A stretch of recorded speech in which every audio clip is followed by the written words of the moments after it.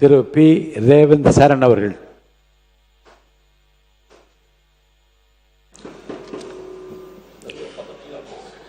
மாண்புமிகு பேரவைத் தலைவர் அவர்களே, இது வரலாற்று சிறப்புமிக்க சட்டமன்றம். சமூக நீதி கொள்கைக்கு சட்டம் வடிவம் கொடுத்த சட்டமன்றம். கல்வி கண் திறந்த கர்ம வீரர் காமராஜின் சட்டமன்றம். தமிழ்நாட்டின் பெயர் வைத்த அறிஞர் அண்ணாவின் சட்டமன்றம். சாமானியின் குரல் இந்த அவையில் ஒலிக்க காரணமாக இருந்த புரட்சித் தலைவர் எம்ஜிஆரின் சட்டமன்றம். அந்த வகையில் தமிழ்நாட்டின் வரலாற்றை திருத்தி எழுதி வரலாறுக்கான சாதனை படைத்துக் கொண்டிருக்கும் இளைஞர்களின் ஐகான், பெண்களின் காவலன், சமூக நீதியை நிலைநாட்டிக் கொண்டிருக்கும் ஜனநாயகன், நாளைய இந்தியாவின் ஒன் ஒன்லி நம்பிக்கை நாயகன் நம் மாண்புமிகு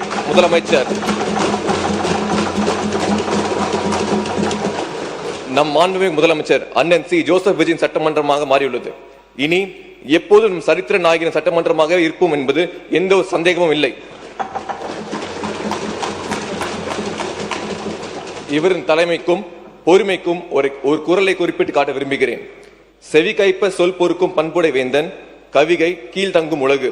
இந்த குரலின் பொருள் எவ்வளவு கடுமையான சொற்களாக இருந்தாலும் நாட்டின் நன்மையை கருதி அவற்றை பொறுத்துக் கொள்ளும் நல்ல பண்பு கொண்ட அரசனின் குடை நிழலில் இந்த உலகமே பாதுகாப்பாக இருக்கும்.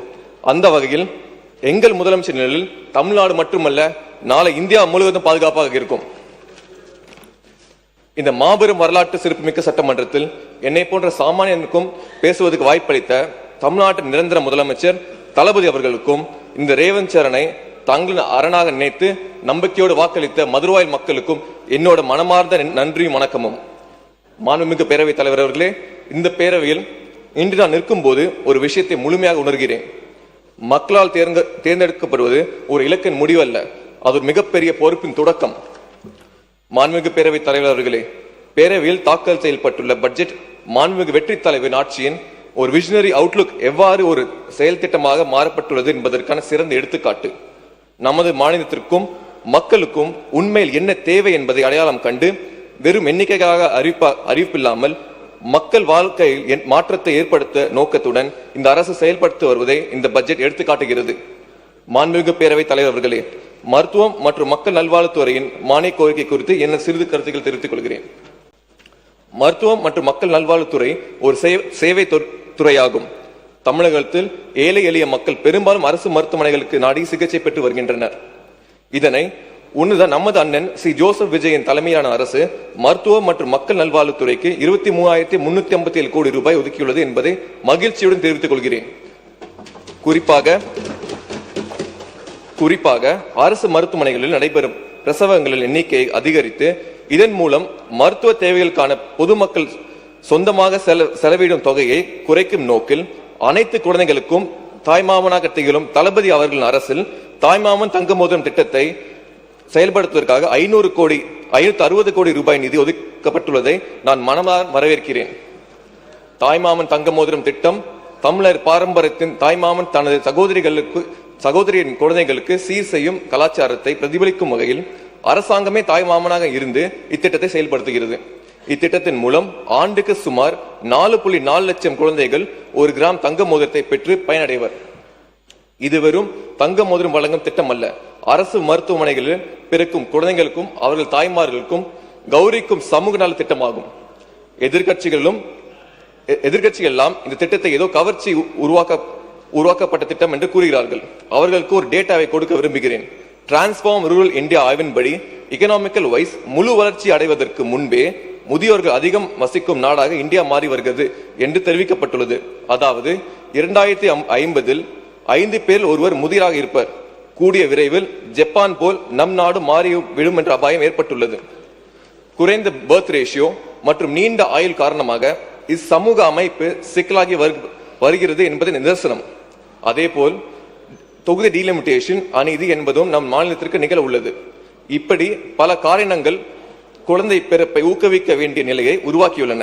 அப்படி இருக்கையில் பிறக்கும் குழந்தைகளுக்கும் தாய்மாமன் சீர் கொடுப்பதால் குழந்தை பிறப்பை ஊக்குவிக்க முடியும் என்பதே ஒரு இயல்பான உண்மை. இந்த அடிப்படை புரிதல் கூட இல்லாத எதிர்கட்சியாக தான் இப்போது எதிர்கட்சி இருக்கிறது. அதே போல் மாண்புமிகு பேரவைத் தலைவர் அவர்களே, என் மதுரவாயில் தொகுதியை மாடல் தொகுதியாக மாற்றுவதே என் தலைவர் எனக்கு கொடுத்திருக்க கூடிய ஒரு மிகப்பெரிய டாஸ்க். மதுரவாயில் தொகுதி பொறுத்தவரை பல்வேறு பிரச்சனை இருக்கின்றன. குறிப்பாக பட்டா பிரச்சனை என்பது தொகுதியில் மிக முக்கியமான பிரச்சனையாக இருக்கிறது. மதுரவாயல் தொகுதியில் ஆயிரக்கணக்கான குடும்பங்கள் பட்டா இன்றி வாழ்கின்றனர். ஃபார் எக்ஸாம்பிள், பாரதிதாசன் நகர், லட்சுமி நகர் போன்ற பல்வேறு இடங்களில் Tamil Nadu urban habitat development board சார்பில் ஒதுக்கீடு வழங்கியும் பட்டா இன்னும் வழங்கப்படவில்லை. காமக்கோட்டி நகர் உட்பட்ட முக்கிய இடங்களில் வீட்டு வசதி வாரியங்கள் NOC இல்லாதால் பட்டா தடைப்பட்டுள்ளது. தொகுதி முழுவதும் 2182 இடங்களில் பட்டா இன்றி உள்ளன. இந்த நேரத்தில் எங்கள் கொள்கை தலைவர் அண்ணல் அம்பேத்கர் ஒரு கோட்டை சொல்ல விரும்புகிறேன். They must be settled on land so that they may obtain independent means of livelihood, walk with their heads erect and live courageously and fearlessly. அதாவது நிலம் என்பது வெறும் மண் அல்ல, அது மனிதனின் வாழ்வாதாரம், கண்ணியம், சுதந்திரம் என்று அண்ணல் அம்பேத்கர் கூறியுள்ளார். இப்படி நிலம்தான் நமக்கு அடிப்படை உரிமையாக இருக்கிறது. ஆனால் மதுரவாயல் தொகுதியில் பட்டா இன்மையால் மக்களுக்கு குடிநீர், மின்சாரம் போன்ற அடிப்படை வசதி கூட மறுக்கப்பட்டுள்ளன. எனவே மக்கள் சார்பாக நிலுவையில் உள்ள பகுதிகளுக்கு உடனடியாக பட்டா வழங்க வேண்டும் என்றும், கிராமநத்த நிலங்களுக்கு பட்டா வழங்கும்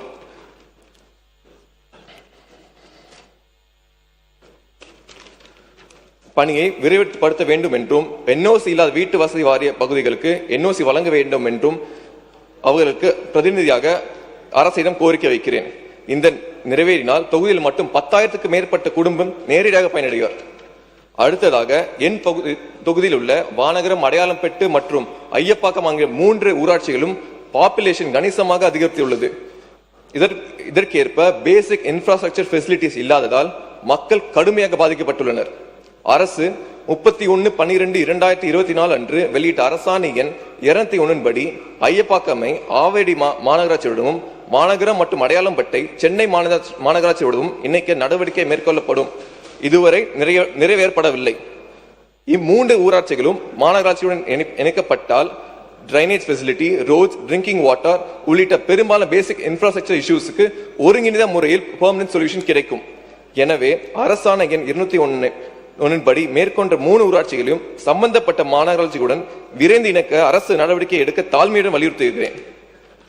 இறுதியாக மதிப்புக்குரிய பேரவைத் தலைவர்களே, சென்னை ஏர்போர்ட் கத்திபரா வரையிலான பகுதியை கேட்வே ஆஃப் சென்னை என்னும் பெயரில் சென்னை கார்ப்பரேஷன் அழகுபடுத்தி வருவதை இச்சபையின் முன் சுட்டிக்காட்ட விரும்புகிறேன்.